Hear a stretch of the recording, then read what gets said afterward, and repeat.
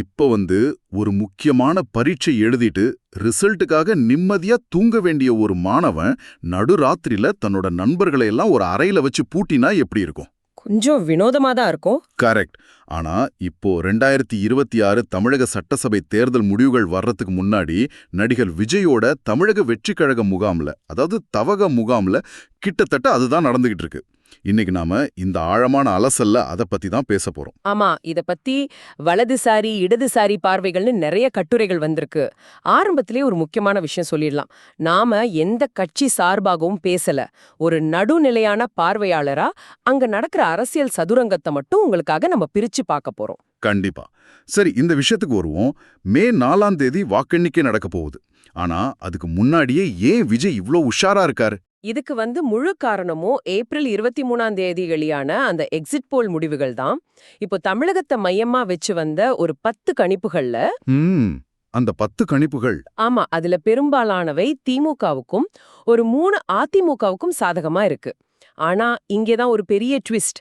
Axis my India என்ன சொல்லிருக்காங்கன்னா, தாவகையுக்கு 98 முதல் 120 இடங்கள் கிடைக்கும்னு அதிரடியா ஒரு கணிப்பை சொல்லியிருக்காங்க. எவ்ளோ?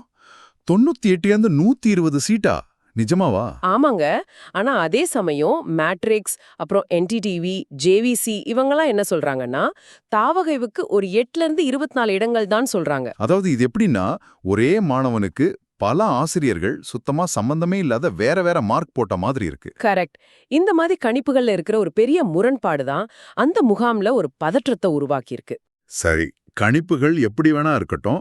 ஆனா வாக்கு எண்ணிக்கை முடிஞ்சதும் ராத்திரி ஆனாலும் பரவாயில்ல, நேரா பனையூர் ஆபீஸ்க்கு தான் வரணும், வேற எங்கேயும் போகக்கூடாதுன்னு ஏன் நள்ளிரவுல ஒரு அவசர உத்தரவு போடணும்? இதுக்கு பின்னாடி இருக்கிற மிகப்பெரிய பயம் இந்த குதிரை பேர் அரசியல் தான். ஓ, இந்த எம்எல்ஏக்களை விலைக்கு வாங்குறது.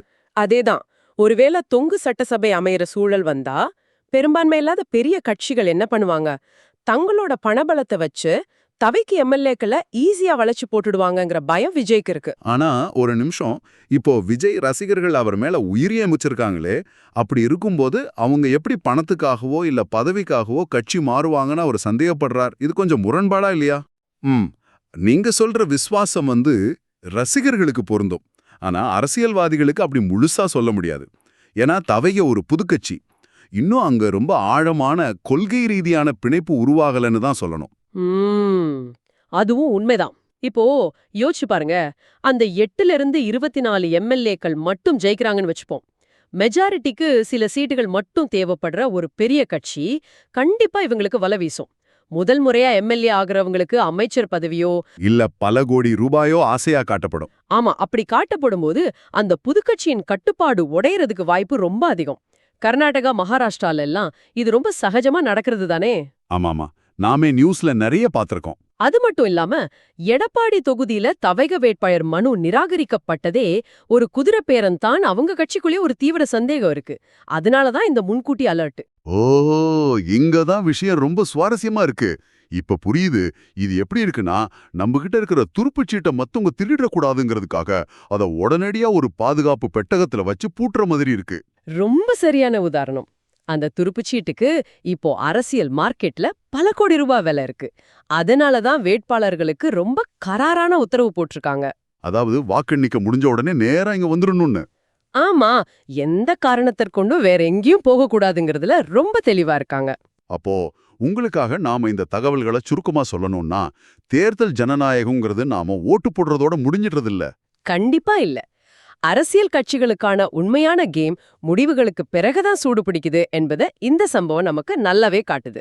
ஆமா, மக்கள் ஒரு நம்பிக்கையில தங்கள் பிரதிநிதியை தேர்ந்தெடுக்கிறாங்க. ஆனா அப்படி தேர்ந்தெடுக்கப்பட்ட பிரதிநிதிய வேற கட்சி தூக்கிட்டு போகாம தக்க வைக்க இந்த கட்சிகள் படுற பாடுதான் தற்கால அரசியலோட ஒரு நிதர்சனமா இருக்கு. உண்மைதான். சரி, இப்போ இத கேட்டுக்கிட்டு இருக்கிற உங்களுக்கான ஒரு கேள்வி. வெற்றி பெற்ற முதல் நாளிலேயே வேட்பாளர்களை பாதுகாப்பா ஒரு இடத்துல பூட்டி வைக்க வேண்டிய நிலைமை இன்னைக்கு அரசியல்ல உருவாகி இருக்குன்னா, நமது ஜனநாயக அமைப்போட அடித்தளமும் மக்கள் பிரதிநிதிகளோட நம்பகத்தன்மையும் எந்த நிலையில இருக்கு? ரொம்ப ஆழமான கேள்வி. ஆமா, இது மூலக்கட்டுரையை தாண்டி நீங்க கொஞ்சம் ஆழமா சிந்திச்சு பார்க்க வேண்டிய ஒரு விஷயம். இத பத்தி யோசிங்க. நாம அடுத்த ஆழமான அலசல்ல சந்திக்கலாம்.